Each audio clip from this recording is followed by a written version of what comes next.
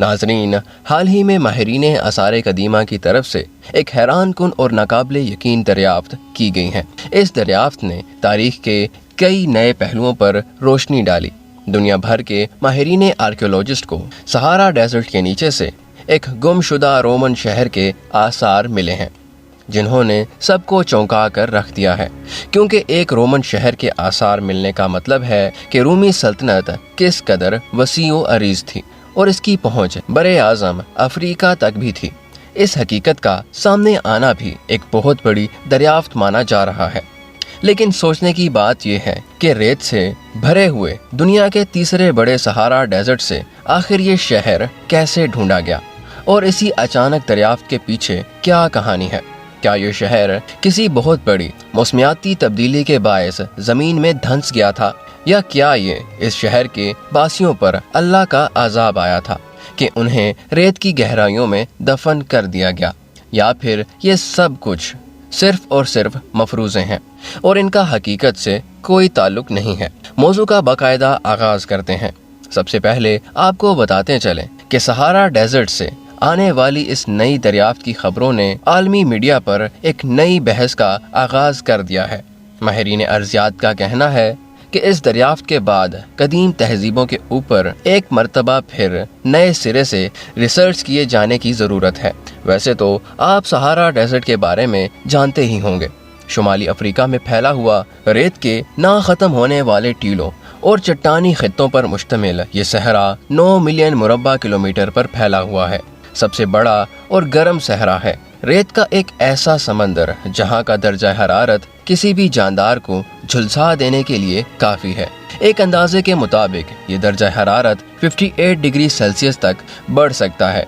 رقبے کے لحاظ سے یہ امریکہ سے بھی زیادہ بڑے رقبے پر پھیلا ہوا ہے۔ آج کے سہارا ڈیزرٹ پر اگر ایک نظر ڈالیں تو حد نگاہ ریت ہی ریت اور بنجر چٹانیں دکھائی دیتی ہیں، لیکن آپ کو یہ جان کر حیرانی ہوگی کہ اصل میں سہارا ڈیزرٹ کا صرف 1/4 حصہ ہی ریت پر مشتمل ہے۔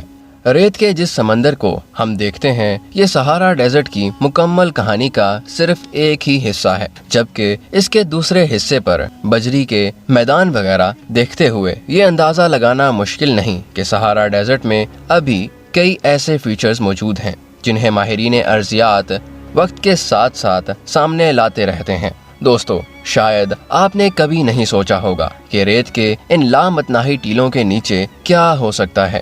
اس سوال کا جواب دینے کے لیے ماہرین نے ہمارے اس سیارے کے ماضی کا بے حد گہرائیوں سے مطالعہ کیا اور پتہ لگایا کہ آج سے قریب 6000 سال پہلے ریت کا یہ سمندر سرسبز وادیوں پر مشتمل تھا۔ یہاں نہ صرف گھاس اگتی تھی بلکہ پانی بھی موجود تھا، اور یہاں انسان بھی موجود تھے جو کھیتی باڑی کیا کرتے تھے۔ افریقہ کے نقشے پر اگر غور کیا جائے تو یہاں سبز رنگ نمایاں دکھائی دیتا ہے، جس کا مطلب ہے کہ یہاں نہ صرف جھیلیں اور دریا موجود تھے بلکہ ہری بھری چراگاہیں اور یہاں تک کہ جنگل بھی موجود تھے، یعنی کہ آج کی بنجر زمین سے بالکل مختلف تصویر۔ لیکن پھر آب و ہوا کی شدید تبدیلی نے اس ساری صورتحال کو بدلنا شروع کر دیا۔ خشک ہواؤں کے چلنے سے نباتات پر برا اثر پڑا اور سبزہ ختم ہونا شروع ہو گیا۔ پودوں کے خاتمے سے سہارا ڈیزرٹ کی زمین 2000 سالوں بعد ریت کے سمندر میں بدل گئی، جسے آج ہم دیکھتے ہیں۔ اس ساری صورتحال نے درجہ حرارت پر اثر ڈالا۔ ماہرین کے مطابق یہاں سالانہ بارش کی شرح صرف 3% ہے، جس کی وجہ سے دن کے وقت سہارا ڈیزرٹ کی آب و ہوا اس قدر شدید گرم ہو جاتی ہے کہ کبھی کبھار درجہ حرارت 136 فahrenheit تک پہنچ جاتا ہے۔ لیکن حیرت کی بات یہ بھی ہے کہ یہی جگہ رات کے وقت اتنی ٹھنڈی ہو جاتی ہے کہ یوں لگتا ہے کہ آپ ڈنمارک جیسے کسی سرد ملک میں پہنچ گئے ہوں۔ یہی وجہ ہے کہ مہم جو حضرات ہمیشہ کنفیوزڈ رہتے ہیں کہ اس صحرا کو ایکسپلور کرنے کے لیے آتے وقت کون کون سے کپڑے ساتھ لے کر آئیں۔ اسی طرح اگر سہارا ڈیزرٹ میں موجود ریت کی گہرائیوں کو کھوجا جائے تو یہ بھی بہت کنفیوزنگ فیکٹ ہے کہ بظاہر جتنا گہرا یہ صحرا لگتا ہے اتنا ہے نہیں۔ اس کی مکمل گہرائی 70 سے 140 فٹ بتائی جاتی ہے، جو کہ بہت زیادہ نہیں ہے۔ यानी कि अगर आप स्टैचू ऑफ लिबर्टी को रेत के एक टीले में दफन करें तो आधा मुजस्मा आपको अभी भी रेत के बाहर दिखाई देगा। रेत की गहराई कम होने की सबसे बड़ी वजह हजारों साल पहले की तब्दीली है जो खुश्क हवा के चलने से आई थी। इन हवाओं ने रेत के नीचे दबे हुए खत्म शुदा पौधों, सब्जाजारों और चरागाहों की बाकियात को बेड रॉक्स और क्रैकिंग सैंड में बदल दिया। वैसे तो अगर आप जमीन को कहीं से भी खोदना शुरू करें तो आपको दिखाई देगा, लेकिन एक आम फर्क हर जगह मौजूद है। जमीन के अंदर मौजूद बेड रॉक्स कहीं ना कहीं रेत से ढके हुए दिखाई देते हैं, जबकि सहारा डेजर्ट में ऐसा कुछ भी नहीं है, जिसकी सबसे बड़ी वजह यहाँ वेजिटेशन की शदीद कमी और आबो हवा में अचानक तब्दीली को माना जाता है। हजारों सालों में रूनुमा होने वाली इन तब्दीलियों के नतीजे में माहिरीन को यहाँ ऐसी कई चीज़ों के आसार मिले हैं जिनसे सहारा डेजर्ट के बारे में नए इंकशाफात किए गए हैं। माहिरीन का कहना है कि सहरा की गहराइयों से ऐसे दरख्तों की बाकियात मिली हैं जिन्हें देखकर अंदाज़ा लगाया जा सकता है कि ये दरख्त तकरीबन 65 फुट लंबे हुआ करते थे और उस वक्त से ताल्लुक़ रखते हैं जब कई हजारों साल पहले यहाँ सब्जा मौजूद था, और इन्हीं जंगलात की बाकियात का हिस्सा हैं जो कि वक्त के साथ साथ ख़त्म हो गए थे।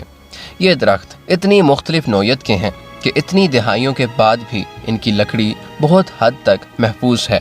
इसी तरह 1992 में सहारा डेजर्ट के मशरकी हिस्सों में शीशों के टुकड़े मिले हैं।